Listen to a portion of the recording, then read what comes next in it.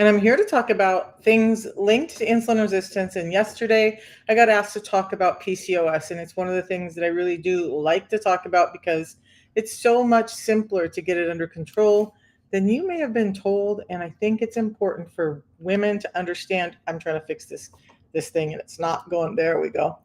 To understand what's really happening with their metabolic health and their fertility.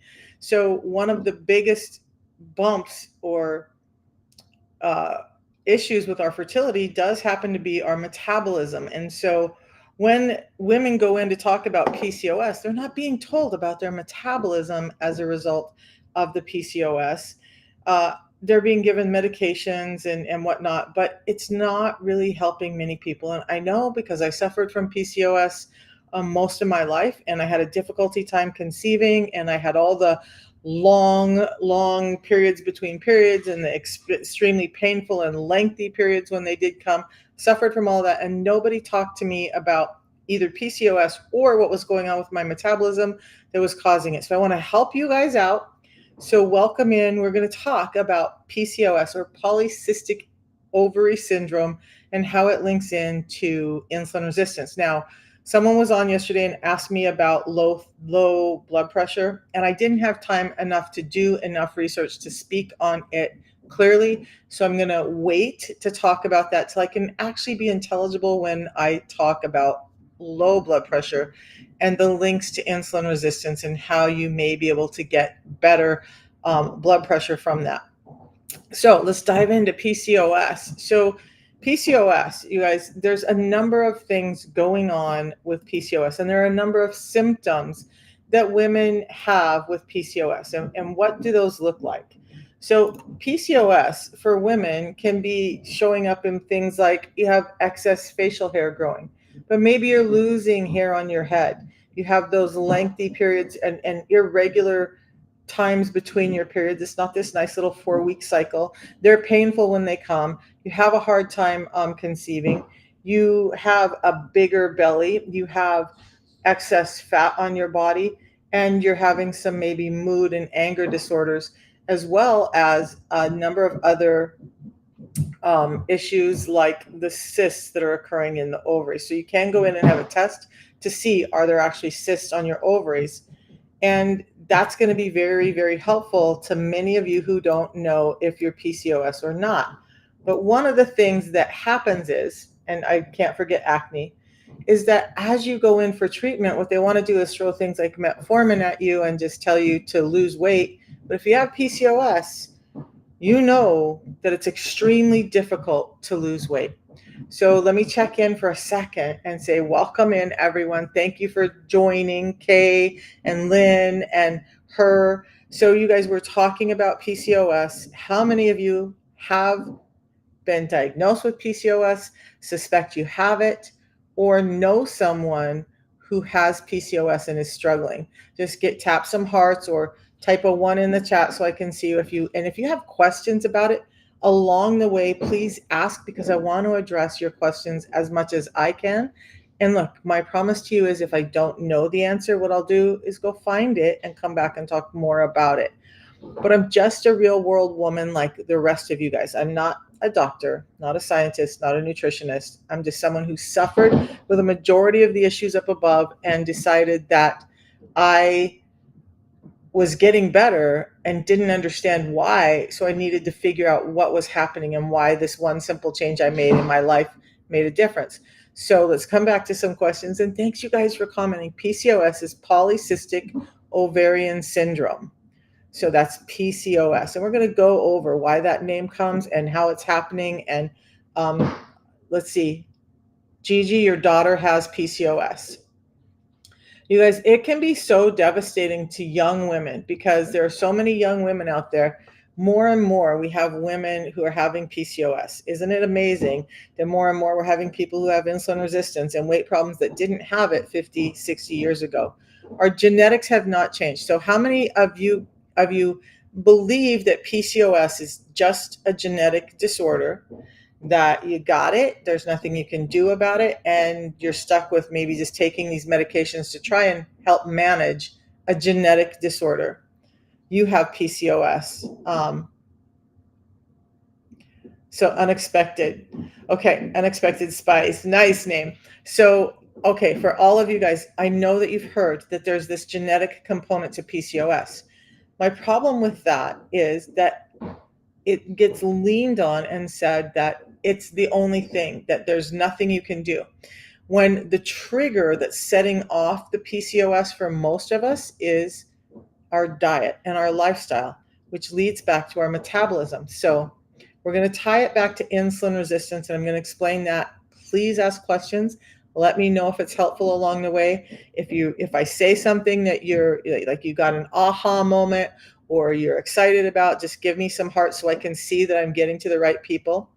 But insulin resistance is highly linked to PCOS. In fact, the whole body-wide insulin resistance has been proven to be shown in 80% of women with PCOS. Now, according to metabolic scientists like Dr. Ben Bickman, that doesn't mean that the other 20% are not insulin resistant. Maybe they have a different type of insulin resistant, one that relies mostly on their fat or is held mostly in their fat cells and not necessarily throughout the body. And I don't know enough about that to speak on that, but just know that even if you're not one of the 80%, there's a high likelihood that there's some type of insulin resistance going on in your body, not necessarily in the whole body, that's causing you to have this metabolic disorder affecting your fertility. Now, normally I lump ED in with this, and we'll talk about ED later and low testosterone in a little bit if it makes sense and if anybody needs to hear that. But right now, let's finish dealing with PCOS. So you've lost 30 pounds, you had PCOS and type 2 diabetes, you have to eat low carb. And I'm going to agree with that. Unfortunately, there's a many of us who are very sensitive to carbs. I've been doing a new system. We'll talk about that. Remind me later on and I'll talk about it. But one of the things I noticed was I'm going along eating extremely low carb, and I ordered out one day, which I try not to do, but it came with this nice big baked potato. My ketone levels dramatically went down, my sugar levels popped up. It was like one potato split out over a couple of meals really destroyed what was going on in my metabolism. And it's interesting to know. So the first thing I want you to do is be very self-aware. Start paying attention to what symptoms you have when you eat certain foods. But I'm going to agree with low carb. So we'll get to some of the solutions in a minute. Let's get into how your metabolism is affecting your PCOS, or actually triggering your PCOS. Whether you have the genes for it or not, there's a metabolic trigger, and that is insulin resistance. We'll talk about insulin resistance in a minute if anybody needs to know what that is. But insulin resistance is us having too much carbs, really making us need too much insulin, and we'll go over all that. Now, when insulin is high in the body and we have this insulin resistance, we've had so many carbs that our insulin is raised high all the time, and that will make sense in a little bit. Insulin is kind of running the show. One of the places insulin really runs the show is in your ovaries. So when we look at a woman's cycle, early in the cycle, there are very few estrogens, and that's okay, because now we have follicles, those little maturing eggs that are in the ovaries. And at this point, when estrogens are low in the ovaries, the hypothalamus is being cued by this low estrogen level to produce follicle stimulating hormone. And that means some of those eggs are going to start to mature, and one of those eggs is going to come out eventually as the dominant one that's ready for fertilization. But what happens to the other eggs? If one is ready and it gets released, hopefully, the other eggs then normally start to kind of fall away, and they dissipate or get degraded by another hormone that's going to come out called luteinizing hormone. Now, midway through the cycle, as these eggs are maturing, thank you. So let me know what it is that you found that you really like in this. And I'm so glad that this is touching somebody. And hopefully by the end of this will make a lot of sense. So now we have low estrogen levels at the beginning of the cycle. Midway through the cycle, eggs are developing and one should be becoming dominant. And so we should have this rise in luteinizing hormone. It's painful. You're 49. I went through menopause. I get you, Bridget. And PCOS through menopause is horrible. So let's deal with it so you don't have to deal so much with menopause or the PCOS. So now, when these eggs are starting to form, what's really happening is we should be getting some more estrogens in the ovaries. That rise in estrogen midway through is what really cues the luteinizing hormone to come out and say, okay, these eggs, nice try, you're not going to make it. This egg, we love you, you're going to get to go out and play. So at that point, when the luteinizing hormone comes up as a result of estrogens increasing in the ovaries, now we have all the other eggs being dissolved and going away, and this one egg staying present. But with a woman with PCOS, that doesn't happen.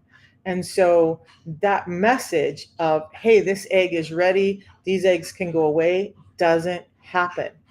What's happening in the ovaries is all of our estrogens, estradiol, estrione, they all start from androgens, things like testosterone, DHEA. So we have a high amount, ladies, we have a high amount of testosterone normally. You'll notice that early in your cycle, your testosterone levels are higher.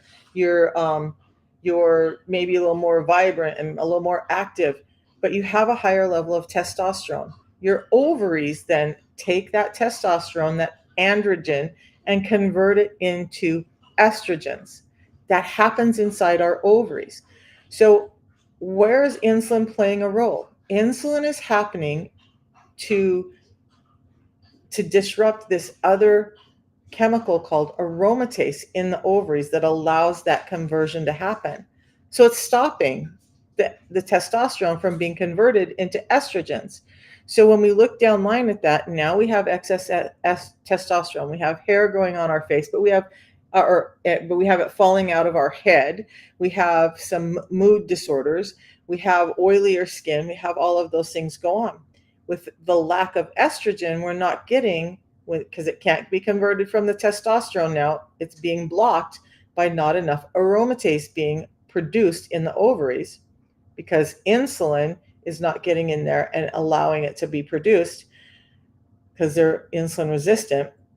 Now we have these eggs that are continuing to develop when they shouldn't be. And they eventually kind of die off and fall away, and they land in the layers of your ovaries, and that creates little pockets of cysts. So poly, meaning many, cysts, those little eggs that are now embedded in the walls of the ovaries, causing infection and inflammation and little cysts, ovarian syndrome, polycystic ovarian syndrome. So insulin is creating the problem by not allowing this really important chemical to come out that helps us convert testosterone into estrogen in women. And that is really the crux of the problem. So if we get the insulin levels down so that we can produce the right amount of aromatase and allow our bodies to convert testosterone into estrogen, now we get the right signals at the right time, and we don't have these eggs falling into the lining of our ovaries, causing cysts and causing these long, extended, painful periods. My periods would be 6 weeks, 2 months, and then maybe once a year it would be 3 weeks. I never knew. I could never tell what was going on. I was gaining weight. I had hair falling out all over my head. I was getting all the stubble on my face and acne around my face. I had all the symptoms of PCOS, and yet back in my day, doctors really never talked about it. So they just said I was going into the doctor twice a month at minimum to try and figure out how I could have a family. We were running so many tests. Nobody addressed PCOS, and I didn't know that that's what was causing my infertility. Had ablation, still have heavy periods, causing low iron. Wow. So let's talk about that. Would it be, Bridget? Thank you for that comment. But if you understood that all of these surgical procedures and the medications may not be necessary. Sometimes some of these procedures are necessary, so absolutely work with your doctor. But if you could understand that this is a dietary problem that's causing your metabolism to be off, that's causing you to have too much insulin, that's causing a problem with your PCOS. Now we're at the root of the cause and we can address it and hopefully change that. Like in menopause, I've had some low iron too. So I supplement with a beef liver iron, right? We need to do that. Sometimes we just need to do that. No periods, but I'm just having that problem. You might want to have some iron supplementation, which I think is good for many women. But if we can address insulin and help you to stop having this dysregulation with your periods, um, then you might get better. You might start to feel better. Carnivore diet, the best for us. I'm not going to make that claim. Do I think that the carnivore diet works well for many people? Yes, I do. Do I think that vegetarianism works well for many people? Yes, I do. But I also ascribe to eat right for your body type, eat right for your blood type, right? So O positive people lean more heavily into meats, especially red meats, than like A or AB blood type people. So check your blood type. If you're an O positive person, then you probably want to lean more into those meat proteins to feel healthier in your own body. I know that goes against what a lot of people are telling you. Some people are all on the vegan train and some people are all on the carnivore train, and I don't ascribe to either one. I ascribe to whatever works best for your body. So we're going to give some clues as to how to get over insulin resistance. You can take these dietary recommendations and fit them into your specific lifestyle. So B or B plus, you probably have more of a Mediterranean style diet, I believe. I don't study B that much because of I'm an O positive, so I really lean on that. So for me, my diet, I'll do a picture today of what I ate yesterday, but it was salmon, it was chicken, it was steak. So and you know what, I can come back and do a talk on those that eat right for your blood type, because again, I'm more versed on the O positive type than the A or the AB, but I would love to dive into that and help give you guys some answers. So can we do that Monday maybe and talk? Because I don't want to give you the wrong answer. I would love to be able to take a look and talk about those dietary recommendations for you guys with A, AB, or B positive, whatever, so that you can understand what foods you may be needing to eat to help all of this. So let's talk about that on Monday. And I'm going to make a note really quick so I don't forget over the weekend. I may be going live over this weekend because my family's all gone and I have more time on my hands. So I may come live a couple of times this weekend and just chat with everybody. And if I have those answers, look for me this weekend. I'll try and give them, but we'll definitely go over it on Monday. Okay, so back to PCOS. I hope you understand now how your metabolism and insulin specifically is affecting you in your ovaries and in your PCOS. Now, I have a number of stories from women who had, like, one of the ones that I talk about the most because we always have a story that we remember the best. She was a young woman, wanted to have kids, was struggling. The doctors were telling her many of the same things they told me when I was younger, and she was just devastated. Young, newly married, wanted kids, was having irregular periods, PCOS, told she couldn't have kids. She started the same protocol we're going to talk about in a minute that really is addressing insulin resistance, and as a result, helping all of these other issues. Month after 30 days using the system, she had her first normal period. 60 days in, she had her second normal period. Excited, elated young lady, just like happy. Things are starting to feel better, more energy, weight's coming off, her skin's clearing up, and she's having normal periods that aren't so painful. Month 3 on this protocol comes along and she has no period. Now she's a bit devastated. Now she's like, I thought this was working and what's happening? Well, her family encouraged her to take a pregnancy test. Guess what? She's pregnant. That baby is now about 2 years old. And there are many, many more stories similar to that, where young women were told that they would have a hard time having children or maybe not have children, or that their PCOS was just the same thing as diabetes, chronic and progressive, and there's nothing that they can do about it except for maybe lose some weight.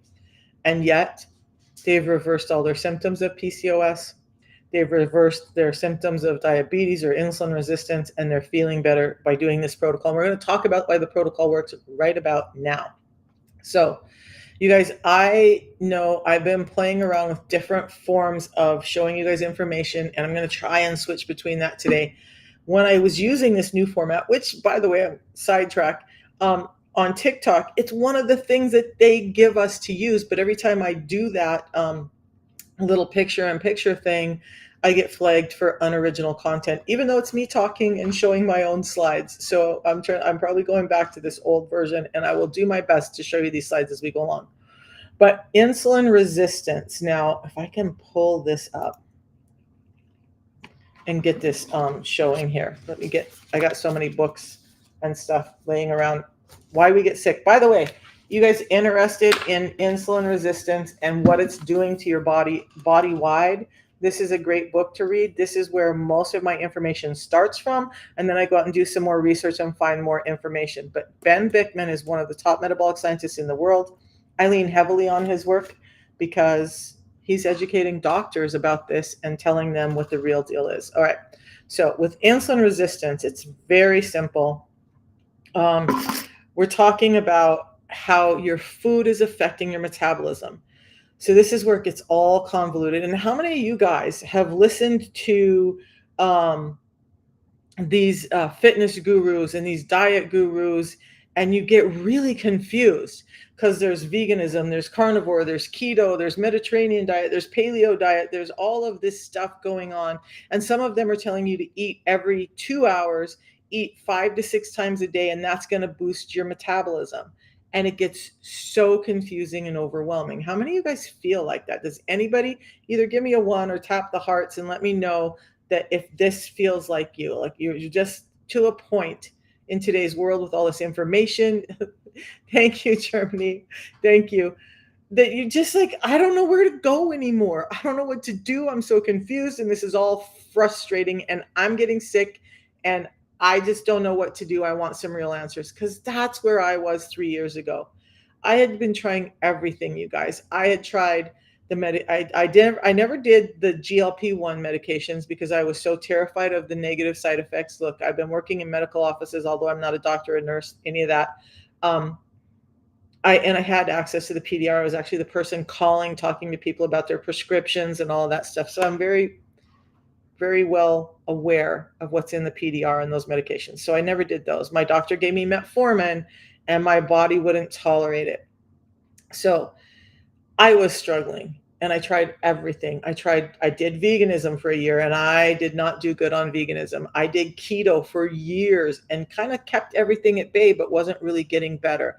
I did a number of different things that were natural resources and worked with naturopathic doctors to try and figure out my health and get it better. Now, there was some good nuggets given, but there was never really any super great direction given. So now I'm at a point where some days I wake up a little pissed off because my health has some very concerning effects, long-term resultant of insulin resistance that was never discussed or addressed. That's why we're here. So when you're being told to eat every 2 hours, you're not boosting your metabolism. Okay, your metabolism really is just talking about how and when you use fuel. You have 2 fuel sources in your body. You have fats, I get confused, sugars and fats, okay? The predominant source of fuel most of us are using today is sugars. Now, sugars mean your insulin is going to go up. When you're eating carbohydrates, especially those bagged, boxed, modified, manufactured foods, they've been stripped of enzymes and nutrients that help us properly break that food down and utilize the energy within the food. It's changed. So now we eat it, and in the absence of things like fiber and some of these enzymes, it's going through us at a rate that we were never meant to have it go through us. But the bottom line is when we eat, especially anything that contains carbohydrates, and that includes your fruits and your vegetables, okay? There's a glycemic index. You guys can look it up. It's on Google. You guys can all look up the glycemic index and find what's high glycemic index foods. Those you should be limiting. The low glycemic index foods, those you should be leaning on. Okay, so whether you're doing veganism, whether you're doing a carnivoristic diet, keto, whatever, you need to pay attention to that glycemic index and understand what foods are going to, in today's world, spike your sugar too high. So if we're eating these foods like breads and grains and rice and potatoes or most root vegetables, we're eating things that are starchy and that convert into sugars too quickly in our system. Now you start doing that every 2 hours because that's what these fitness gurus tell you to do. And you're continually spiking your insulin. And guess what? So I know it works in the short term because in my 20s, that's what I was told to do, is eat every 2 hours. And I was wanting so bad to keep my health in order that I did what they said.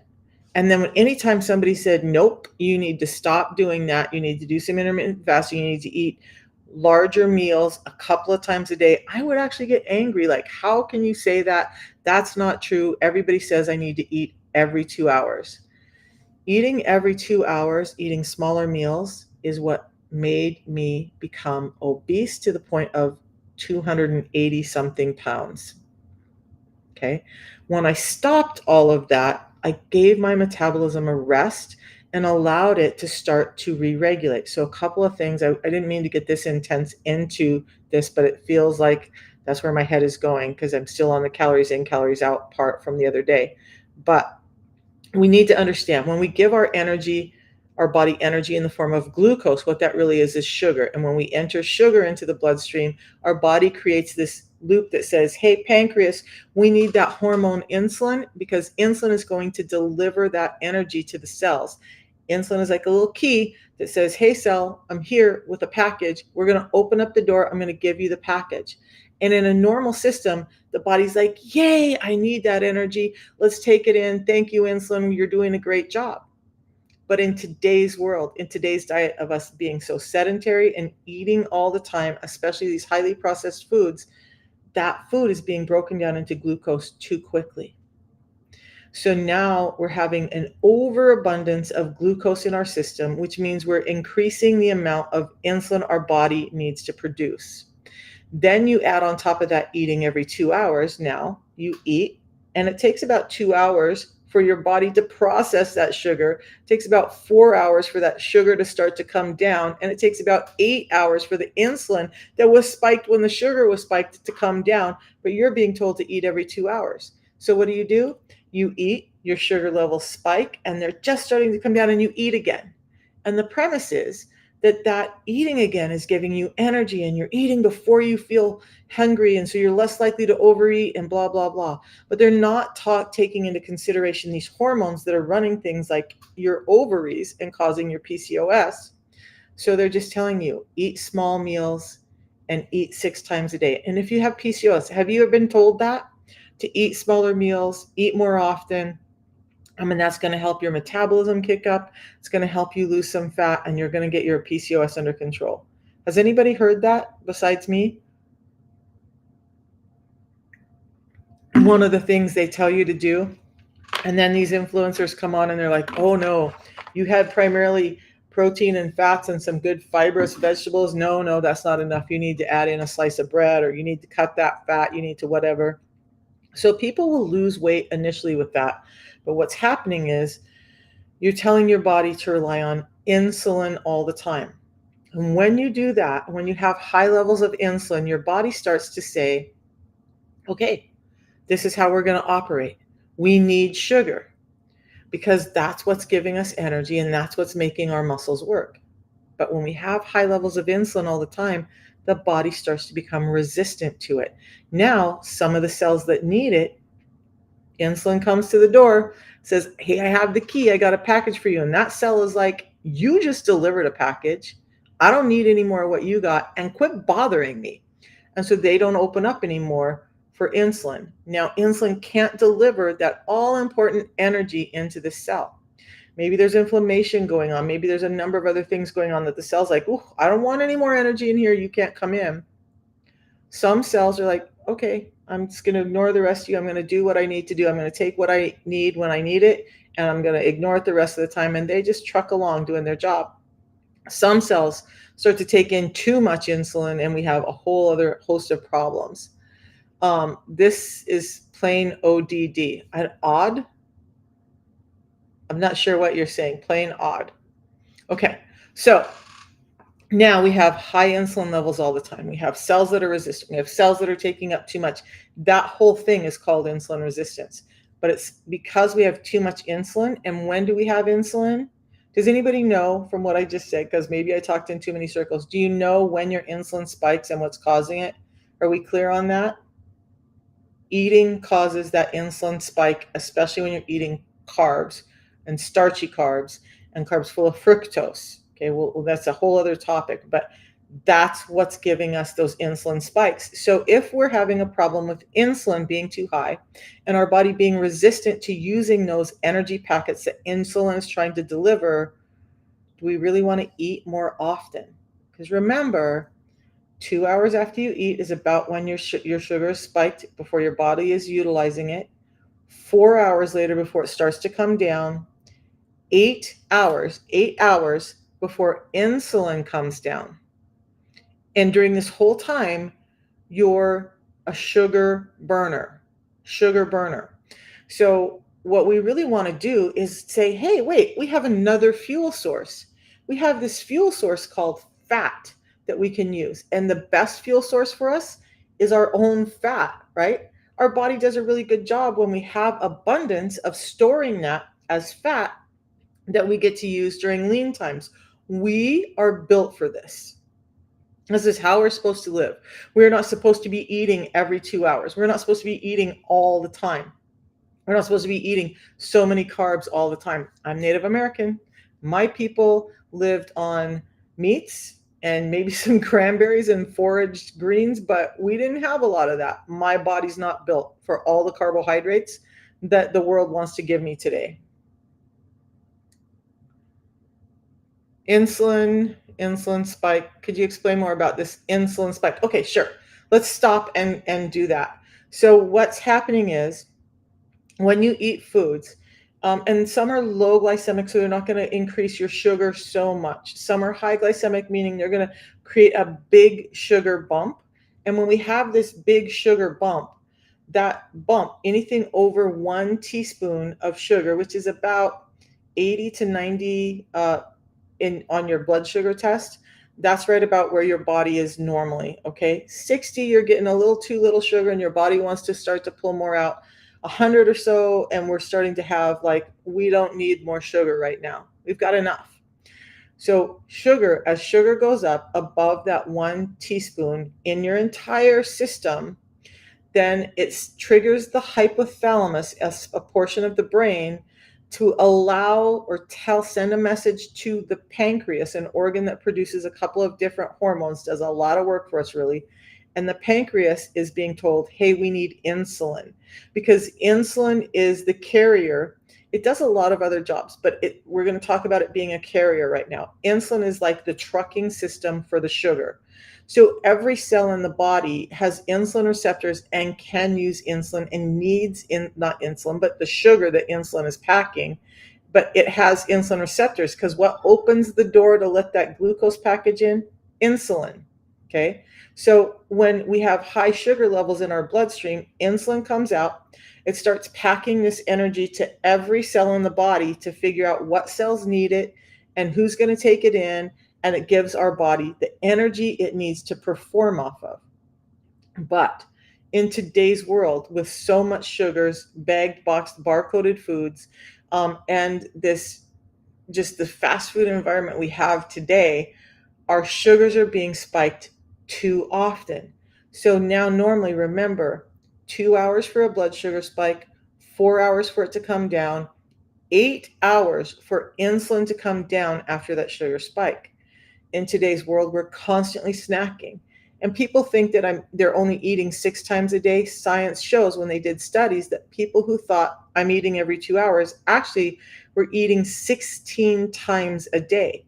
So every time you're putting food in your face, what you're really trying to do is give your body energy. In your brain, you're like, ooh, I want that cupcake. Ooh, hey, that cookie looks really good. I want a bowl of ice cream right now. I need a Snickers bar because I'm tired. But we're constantly eating and we're constantly putting sugar in our face. And now we're constantly spiking our sugar, constantly increasing the need for insulin. So insulin should come out, it should go away, and it should behave. But we have made insulin a bully in our bodies by allowing it to be inflated and say, I'm needed all the time because this person's eating sugar. So I got to be out here all the time. So now the pancreas is on overdrive, trying to produce enough insulin to deal with the sugars that we're eating. Is this making sense, Lisa? Does that make sense? I can try and say it in another way. What about when you're fasting? Let's talk about that. So now we have this high level of insulin. Now, if you're insulin sensitive, insulin can come down in about 8 hours. Let's talk a little bit more about insulin though, because it's an anabolic hormone, and that means it wants things to grow. Look, I used to get really confused about anabolism and catabolism, but look, anabolic just means it wants things to grow. That's really what it means. It's a hormone of growth, trying to get the body to grow. And it's a primary hormone in the body. The body prioritizes it over many other things because it's what's giving us that energy and allowing it to get to our cells. But when insulin becomes a bully and the cells start to shut down, we start to have problems. The cells aren't getting the energy they need, and some are getting too much. And when the body will not accept the insulin in all of these other cells, the cells that need it have taken up what they need and they're like, no more. The cells that are resistant to it are like, I'm done. You're not even getting in here. And then some cells are greedy little cells and they take in too much, but even they get their limit. And so now insulin is carrying this package of sugar around and it's got to do something with it. Does anybody know where that sugar goes when the rest of the cells can't use it? You got an idea? Can you type it in the chat for me if you know where that excess energy goes when insulin can't deliver it anywhere else? Because it's actually pretty like right in our face obvious. But we have a storehouse in our system, in our bodies. We all have the storage system, and it's where that excess energy goes. Now, some of it stays in the liver, and the liver starts to build up too much fat. The liver is like a quick source of energy. It's storing this energy that it can break down really quickly and get it to us when we need it. But with insulin resistance, so in a normal insulin sensitive body, insulin takes 8 hours to come down. So I'm going to go on that. But I want you to understand that if you're insulin resistant, it could take 10, 12, maybe even 14 hours for that insulin level to come down because you've told your body for so long that it needs to burn sugar for fuel. Why do you have sugar cravings? Because you told your body that's what it's going to use for fuel. So now when your energy starts to go down, you crave more sugar. You put more sugar in your system, your insulin goes back up. Okay. Now we have a negative feedback loop that's making us sicker and sicker and sicker. We've got to break that cycle and go, oh, hey, yeah, there's fat over here. We want to burn fat for fuel sometimes. So this is where intermittent fasting comes in. So we eat about 2 hours later. So we're going to go on, say I had my meal at 6 p.m. last night. I think I had I was hungry, so I had a steak at like 7 p.m. But 6 p.m. About 2 hours later, your blood sugar is spiked. The body's pulled out the energy from the food and it's made it available to the system. The blood sugar spikes, insulin comes out, it starts to deliver that sugar. About 4 hours later, the sugar levels start to drop, but insulin is still on guard and it's still staying out there in case there's an emergency, we need to use more. It takes about 8 hours for insulin to come down. This is fasting, right? So now we know that in order to stop spiking our insulin, we have to go at least 8 hours without putting food in our face because food is just energy. We've got to stop looking at food as a reward. It's a great reward. Many of us love it. It gives us a dopamine hit and all that stuff, but it's really energy. And when we start to look at energy and nutrients for our body, we start to get healthier. Now, after insulin comes down, what happens? Well, there's another hormone called glucagon that starts to come out. Now, glucagon allows you to burn fat for fuel. Insulin, when it's out, because it's preserving the work it did, doesn't let you burn fat for fuel. It says, nope, not today. You're not going to burn that fat because I worked really hard to put it there. In fact, I'm going to put more fat in the cell because I'm doing my job and the other cells don't want it. So you get more fat. But it's going to encourage fat buildup. It's not going to allow fat breakdown. So we've got to get insulin down. Now, 2 hours about after insulin comes down at about hour 10, glucagon starts to come out. Glucagon is helping you with a couple of things because now your blood sugars are low. You haven't eaten for a while. Insulin's delivered what it can. Your blood sugars are starting to drop. So glucagon comes out and says, hey, we need energy in the system. Well, where's the storage of sugar in our system? In our liver and in our fat cells. So now at hour 10, glucagon's out to do its job, but it takes a while. It's not like a light switch where you turn it on and the light's on. It's like it's like email versus snail mail, right? So you put a package in the mail, it takes a while for the package to get there. It doesn't just show up, right? That's a glucagon. Glucagon takes about 2 hours to come out. About 2 hours after it comes out and starts sending its beautiful cues out to the body, we start having an increase in human growth hormone. So now our bodies can actually do some repair work. And we have an increase in ketones, little messengers that are telling us, hey, there's no sugar in our body. We need to utilize fat for fuel. We need to break down those sugar stores and we need to start delivering it back into the body as energy. So some people initially are going to have a blood sugar spike when they start doing some fasting because there's so much sugar stored in their body that's getting released that it's raising their sugars back up. So that all has to happen for us to have some fat burning go on. But so glucagon was at hour 10, HGH and ketones are at about hour 12, and then they have to get out and start doing their job. And now at hour 14, 14 hours after you had your last big meal, you actually are in a state with the right messengers and the right system going on that you can burn that fat for fuel. I'm referred to a gynecologist, Crafty, and a hormone specialist. Amazing. I hope that helps for her. Crafty's mom has been struggling, and her doctor is not very well educated on insulin. And Crafty has been doing a really great job trying to work with her doctor in a like last-ditch effort to get her mom feeling better. So that's great news, Crafty. Let me know what happens with that. Okay. So now, hour 14, you're starting to burn fat for fuel. Your body's not telling you need sugar as in dietary sugar. It's like, ooh, we're in this mode where we're burning fat. But guess what happens when you're burning fat? In this hour 14 to 16, you start to have this autophagy start to go on. So now you're pulling out old cells. You're pulling out dead cells. Remember, when insulin is present, it doesn't allow the breakdown of anything because it's trying to hold on to it.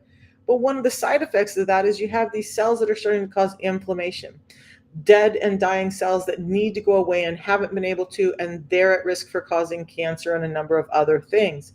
So we need this cleanup phase in our body. And again, remember, we're built for this. We're not built for medications to be injected. We're built for taking in nutrition and utilizing nutrition in the way it's supposed to be utilized. So now between hours 14 and 16, you have this bit of fat burning mode going on. Okay. Now we're teaching the body, hey, we can use fat for fuel. We don't have to have insulin all the time. We don't have to have sugar all the time. Now, we need glucose because our brain runs on two things, glucose and cholesterol. So we need that for our brain. So not having any sugar may not be the healthiest thing for some people, but interestingly enough, protein gives you building blocks, but it also, part of it can be broken down into cholesterol and sugar energy for your system. That protein spikes your insulin just a little bit. There's a backdoor, these GLUT1 and GLUT4, that allow that into the muscle cells with the packages of builders for your muscle. So about hour 14 starts the autophagy phase, Ro. About hour 14. It really increases after hour 24. So melasma, let's talk about that in a minute too. But let's finish up this little piece and then we'll explain melasma some. Thanks you guys for asking questions. I love talking about this. And then over on why in sleeping are you getting spikes? Because your body is so dysregulated with sugar and insulin. It's really your body is trying to drive those sugar levels back up to a level that it's used to. And so you're getting those blood sugar spikes, especially like in the morning when you wake up. You may be having what is called the dawn phenomenon, where your cortisol rises a little, and with the rise of cortisol increases a rise of insulin and this need for sugar, so your blood sugars actually go up in the morning. That's a way for your body to say, hey, you stop sleeping, it's time to get up and do your work. So some people really struggle with dawn phenomenon. I'm one. If I take my blood sugars first thing in the morning, they're around 100, 102. If I wait just a couple hours after I've woken up and done some things, my blood sugars are down around 90. Either way, it's a great place to be, as opposed to the 240 or so that my blood sugars were at before. So fasting is extremely important. And I'm going to give you 6 tips. Hey, Max, it's so good to see you. I've dropped in your lives a couple of times. By the way, you guys, Max Reeder joined, and I don't know if you know him, but he's a great practitioner for holistic health. Go follow him if you're into that. He's amazing, amazing. Okay. So now we know we've got to do some fasting in order to get our body to switch between these fuel sources. And really, we want to be in a state of fat burning for at least a few hours every day. There's very few of us who could not use cleaning out our liver a little bit, cleaning out some of these cells that need to go, cleaning up some of the excess fat and toxins from our body. And listen, when you're fasting, your body's not going to prioritize, hey, there's some really healthy muscle over there, I want to go eat up that muscle. It's going to say, these things are potentially dangerous, and we need to get energy, so we're going to break them down and we're going to use them first. Your body is in extreme cleanup mode when you're in autophagy and when you've done some fasting, and it's doing a lot of good. Fasting has been proven to help your liver, your kidneys, your heart, and your metabolism. So we want to do some fasting every day. So I do a minimum of 16 hours fasting every day. Every once in a while, I do a longer fast, a 36-hour fast. It's been a while since I've done a 3-day fast. But those times when I've done that have really helped boost my health and change the way my life looks. Like, I'm 60 years old. I should go find one of the pictures or a clip from one of the videos that I did 3 years ago when I started this journey, before I was doing a ton of fasting, or when I had just started, because I had this turkey neck that literally hung down, and when I talked, it wobbled, right? So my neck, yes, do I still have some loose skin there? A little, but that fasting is helping me build that structure of my skin. It's helping me normalize and get rid of the old cells that need to go away. The fasting is doing so much for us besides just the metabolic control. It helps with your body throughout. By the way, when your gut is full of negative microbiome, those predominantly feed on sugar. So now for women, not only are we talking about PCOS and estrogen not being produced, and testosterone being too much, we're talking about having yeast infections in the folds in your groin, inside your vaginal walls. You just are having, or even on your skin, you may have dry, flaky, or itchy skin, yeast infections. And now you have sugar cravings because that microbiome that feeds on sugar is saying, hey, give me more. When we switch and when we do fasting, we're saying, hey, no, we got to use some of the fat and we got to use some of this toxic stuff up. Now we're in a healthier state. We're burning some fat for fuel. Ketones are up. We're all doing a great job. Okay. And it's really a great practice to do it. But the thing is that most people struggle. How many of you guys feel, because like 3 years ago, my son was talking to me about fasting, and I'm like, yeah, I get it. It sounds really great, but I am so sugar addicted. And I didn't come out saying that. I kept trying. And then I would get so hungry. And so like, I need something in my system, and my blood sugars would drop. And I'm like, oh my God, I can't do this. How I was able to transition into doing fasting was simple. It's the protocol I'm going to talk about. There's a tea that's a natural tea from Argentina that helps shut down my hunger, helps get energy to my brain, helps get energy to my body, so that fasting is simple. Um, I have a client who said she was much like me. She's like, Misha, I love you. I love listening to you, but I just don't know if this is going to work because I have such hard sugar cravings. There's no way I can make it till noon before I eat the next day. She got her system in. She decided to try it because it has a 90-day money back guarantee. Day one, she texts me and says, what is this stuff? It's 1 o'clock and I'm not even hungry. So that tea comes packaged like this. And this tea does not break my fast for our purposes.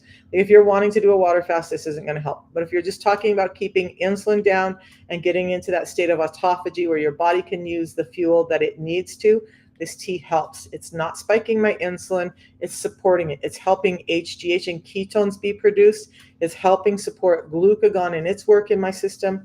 And it's as simple as this. So I've already drank one this morning because I've been up early and already been out and exercised the dogs, exercised myself, went on a long walk, did all the stuff. So all I do is take that package. I'm going to just pour it in water and look at. Why don't I? No. Yeah, we're just going to, so I can put it in this one, but I'm going to put it in here. I'm going to put it in here. So I'm just going to, hot or cold. In the wintertime, you'll see me drinking it hot, but I can have it hot or cold. There's lemon or there's lemon ginger. This, though, has a number of components we're going to talk about in a minute that help me keep my hunger at bay and help make intermittent fasting a breeze without spiking my insulin, allowing glucagon, HGH, and ketones to do their job. That was it. I'm not steeping a tea. I'm not doing any of that. It's yerba mate tea and some stevia for flavoring. And it has done a lot of good. And we'll talk about what this tea can do. But that's all I did to help my fasting.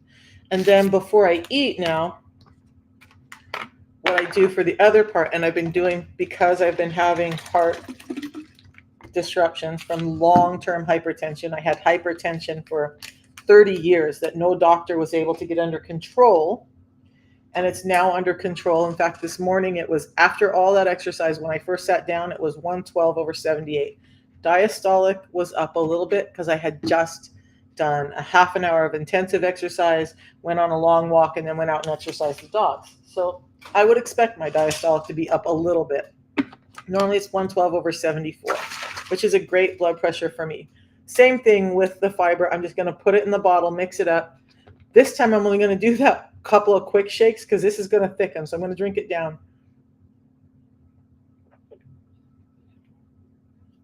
Now, that's a pre-meal drink. As I've studied and learned more about fiber and the benefits, especially of this specific fiber, I drink more than one a day. This protocol is 2 of the tea and 1 of the fiber a day. That fiber, though, helps soothe my gut, helps make me feel full when I'm hungry or having stomach pain. It also does not break my fast. That actually is 7 different types of fiber, soluble and insoluble fiber, phytosterols, vitamins and minerals that are supporting my metabolism, giving me the nutrients that I need to thrive off of. But one important thing is that when I'm fasted, the way I use it, like right now, I just drank it. I'm in a fasted state. And you're like, how can you have that and still be fasted? Well, what that does is it goes into my gut and the positive microbiome, the stuff that I really want to be flourishing, starts to feed on that. We'll call it off-gassing of that feeding on these fibers creates short-chain fatty acids. Those short-chain fatty acids, the rise of that in my body tells my body we want more ketones. So now, by having this in a fasted state, I've actually helped my body push more into a fat-burning mode. Not everybody uses it this way. You don't have to do it that way. That's what I do, and it's been helping keep me healthy after years of disease and disorder. So that's that. Now, fasting, I think you should do every day. Do I love OMAD? No, I don't, because I just don't feel like you're going to get enough nutrients in a day with OMAD. So let's talk about those 6 recommendations. The protocol helps me through all of this. So every time I eat, I get fiber first. I don't care if I'm just like I lean more towards carnivore than vegetarianism, but even when I'm eating a meal that's predominantly meat, I will have that fiber because I understand how good these plant nutrients are for my body. All the good that it's doing in my gut, building a stronger, healthier gut, building that gut microbiome, helping reduce inflammation, helping my heart stay healthy, helping regulate my blood sugars. Drinking this at a meal can reduce your blood sugar spike by up to 37%. They used to say 20%. That was drinking it 15 minutes before the meal. New science is shown, new studies have shown that when we drink this in conjunction with the meal, instead of waiting 10 minutes like we used to say, they've actually shown that it reduces a blood sugar spike by 37%.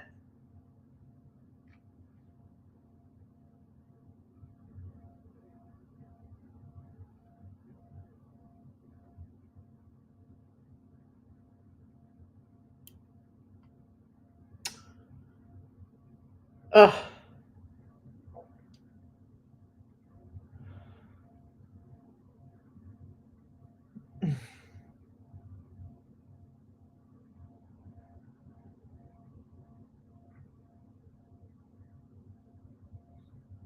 it stopped. My TikTok stopped. I'm not sure. It's not letting me verify. It's not letting me image or other submit. Okay.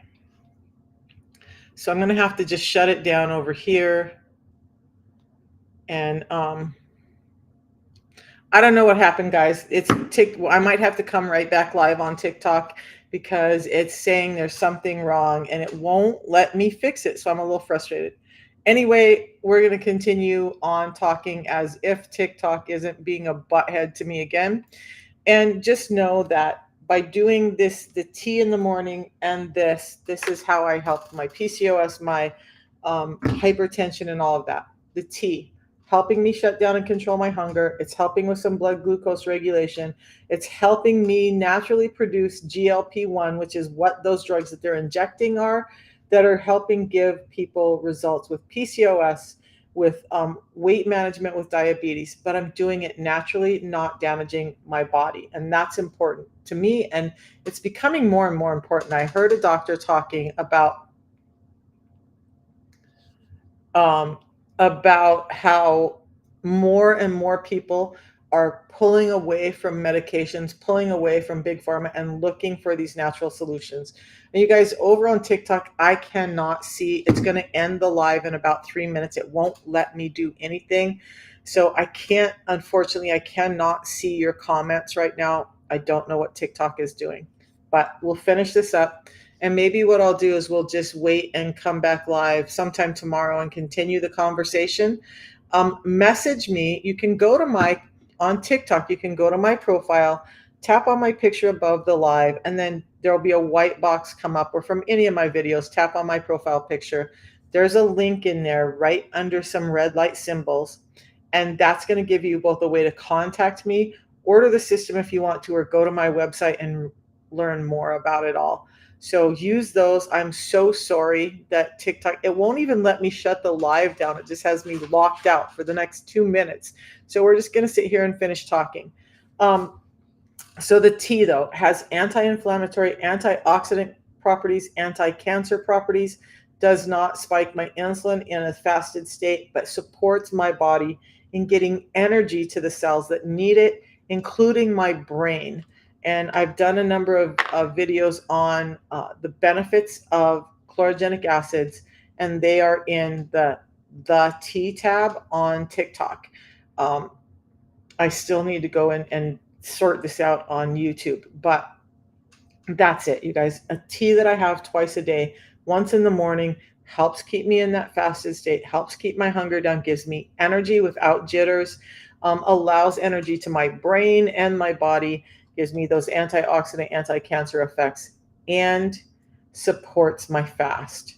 So it's getting me a number of vitamins and minerals that my body needs. So I'm not having all the negative effects that some people experience during fasting. And then before my biggest meal with carbs, now you just saw me drink it this morning.